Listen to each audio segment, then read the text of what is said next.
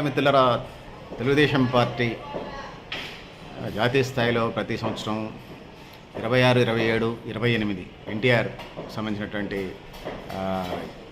జయంతి రోజున పుట్టినప్పుడు చేస్తే పుట్టినరోజు, చనిపోయిన తర్వాత చేస్తే జయంతి అంటారు. ఎన్టీఆర్ జయంతి సందర్భంగా తెలుగుదేశం మహానాడు జరుపుతూ ఉంటుంది. ఈసారి ఉమ్మడి ఆంధ్రప్రదేశ్, కొత్త ఆంధ్రప్రదేశ్ నెల్లూరులో జరుగుతూ ఉంది. విశాలమైన ప్రాంగణంలో 20వ తారీఖు పెద్ద బహిరంగ సభ, దానికంటే ముందు డెలిగేట్ మహాసభలు. సో ఈ క్రమంలోనే వివిధ బాధ్యతలు కూడా అప్పచెప్పే కార్యక్రమం పార్టీ బాధ్యులకు తెలంగాణ రాష్ట్రం కూడా అప్పచెప్తారని, తెలంగాణ రాష్ట్ర అధ్యక్షుడు ఇతర బాధ్యతలు కూడా అప్పచెప్తారని ఇప్పటికైతే బక్కాని నరసింహులు ఇదిగా ఉన్నారు ఇన్ఛార్జిగా. సో వివిధ పార్లమెంట్ నియోజకవర్గాలకి కమిటీలు వేసే కార్యక్రమం కూడా ఉన్నది. దాంతోపాటు ఈ ఆంధ్రప్రదేశ్లో, భారతదేశంలో కూడా తెలుగుదేశం పార్టీ ఎన్డీఏ కూటమిలో భాగస్వామ్యం. ఆంధ్రప్రదేశ్లో కూడా కూటమితోని పరిపాలన చేస్తున్న నేపథ్యంలో అత్యంత ఆనందోత్సాహాల మధ్య నెల్లూరు జిల్లాలో ఈ యొక్క కార్యక్రమం జరుగుతూ ఉంది. సో మహానాడులో డెలిగేషన్ ఎంతమందిని బహిరంగ సభకు అందరూ రావచ్చు. డెలిగేషన్కి సంబంధించి వివిధ పార్లమెంట్ ఉంటుంది. అందరికీ జిల్లాలు ఉంటే తెలుగుదేశం పార్టీకి పార్లమెంట్ స్థాయి ఉంటుంది. పార్లమెంట్కి ఎంత సభ్యత్వం ప్రకారం వాళ్ళని పిలిచే కార్యక్రమం ఉంది. సో నెల్లూరు అంతా పచ్చమయమయ్యే పరిస్థితి కనపడుతుంది. ముఖ్యంగా మహానాడులో అత్యంత వెజిటేరియన్, నాన్ వెజిటేరియన్, స్వీట్లు, హాట్లు, మంచి శీతల పానీయాలతోని అంటే జ్యూసులతోని మహానాడు బాగా ఉండబోతూ ఉంది. సో ఇది పరిస్థితి. వాతావరణం తీవ్రమైన ఎండలు, ఒకసారి వర్షాలు వస్తున్న పరిస్థితిని గత మహానాడులో చూసాం. సో ఈసారి ఆ జాగ్రత్తలు కూడా పాటించినట్టుగా ఉంది. చాలామందికి ఇప్పటికే నెల్లూరు పరిసర ప్రాంతాల్లో ఉన్నటువంటి హోటల్స్, లాడ్జ్లు ఇప్పటికే స్టేయింగ్ కోసం బుక్ చేసినటువంటి పరిస్థితిని మనం చూస్తూ ఉన్నాం.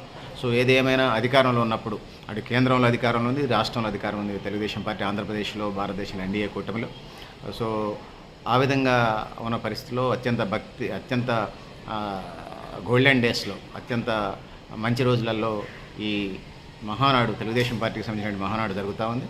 సో పిండి వంటలు దగ్గర నుంచి ఆకుకూరలు, కూరగాయలు, నాన్ వెజ్, చికెను, మటను, చేపలు, ఫ్రైలు, అనేక రకాల కూరలు, వంటకాలు కూడా, పులుసు కూరలు, సాంబార్ కూరలు, స్వీట్లు, హాట్లు, కేకులు ఇవన్నీ పెద్ద ఎత్తున జరుగుతున్నటువంటి పరిస్థితుల్లో ఇంకొక వైపు వాళ్ళు చేసే అభివృద్ధిని తెలుగుదేశం పార్టీ చేయబోయే కార్యక్రమాలని అటు ఆంధ్రప్రదేశ్లో కానీ అటు కేంద్ర ప్రభుత్వం తరఫున చేసేటువంటి కార్యక్రమాలు, ఎన్డీఏ తరఫున చేసే కార్యక్రమాలు ఇవన్నీ ఉన్నాయి. సో ఇది పరిస్థితి. పెద్దలారా, మిత్రులారా, మే 26, 27, 28 జరుగుతాయి. 28 మధ్యాహ్నం నుంచి బహిరంగ సభ కూడా ఉన్నది. తెలుగుదేశం పార్టీకి సంబంధించి జాతీయ స్థాయికి సంబంధించిన కమిటీలు అవన్నీ ఫార్మేషన్ అయి ఉంటాయి.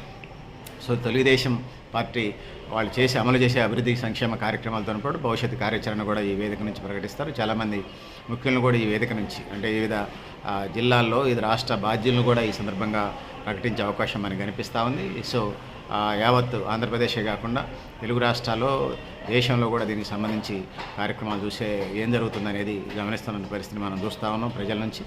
దాంతో పాటుగా ఇన్సూరెన్స్ అనేది భారతదేశానికి ప్రాంతీయ పార్టీలో తలమానికంగా ఉన్నది.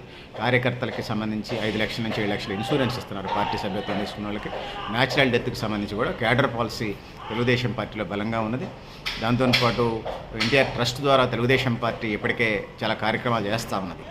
ఎందుకంటే చనిపోయినటువంటి పార్టీ కార్యక్రమాల్లో, పార్టీ ఘర్షణల్లో చనిపోయినటువంటి పార్టీ నాయకుల పిల్లలకు సంబంధించి ఎన్టీఆర్ ట్రస్ట్ ద్వారా ఎడ్యుకేషన్ ఇప్పిస్తూ ఉంది. దాంతోపాటు సెల్ఫ్ ఎంప్లాయ్మెంట్ స్కీమ్స్, ఐటీ కంపెనీల్లో ఉద్యోగాలు ఇప్పించడం. ఈ కార్యక్రమం ఒకవైపు రాజకీయ పరిపాలన చేస్తూనే పార్టీ కుటుంబాలకు సంబంధించి కార్యక్రమాలు కూడా చేస్తున్న పరిస్థితిని మనం చూస్తున్నాం. భారతదేశంలోనే ప్రాంతీయ పార్టీలకు అత్యధిక సభ్యత్వం కలిగినటువంటి పార్టీగా తెలుగుదేశం పార్టీ అలా కనిపిస్తుంది. 40 సంవత్సరాలు పార్టీ నడుస్తూ ఉంది. ఎన్టీఆర్ తర్వాత ఎవరు అంటే చంద్రబాబు తర్వాత ఎవరంటే లోకేష్ జాతీయ నేషనల్ వర్కింగ్ ప్రెసిడెంట్గా వచ్చారు. తర్వాత తరానికి సంబంధించి దేవాంశ్ కూడా తయారు చేస్తున్న పరిస్థితి మనకు కనబడుతూ ఉంది. చాలా ఆధ్యాత్మిక కేంద్రాల్లో 3 తరాలకు సంబంధించినటువంటి నాయకత్వాన్ని తయారు చేసుకుంటారు.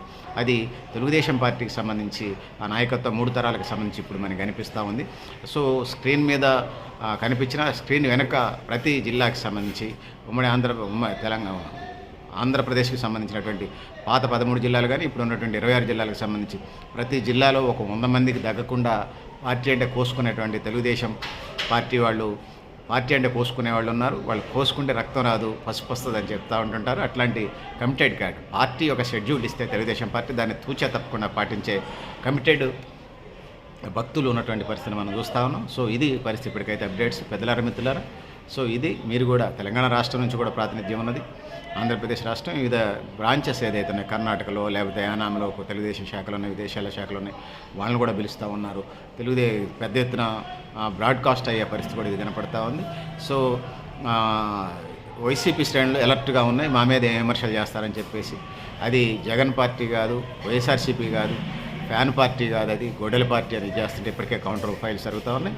సో ఈ మహానాడు తర్వాత హడావుడి మనకి కనిపించబోతుంది, విమర్శలు. సో ఇది పరిస్థితి. పెద్దలారా మిత్రులారా, మీరు కూడా మీ అభిప్రాయాన్ని కామెంట్ బాక్స్లో రాయని తెలియజేస్తూ, నేను గరిడేపల్లి సత్యనారాయణ,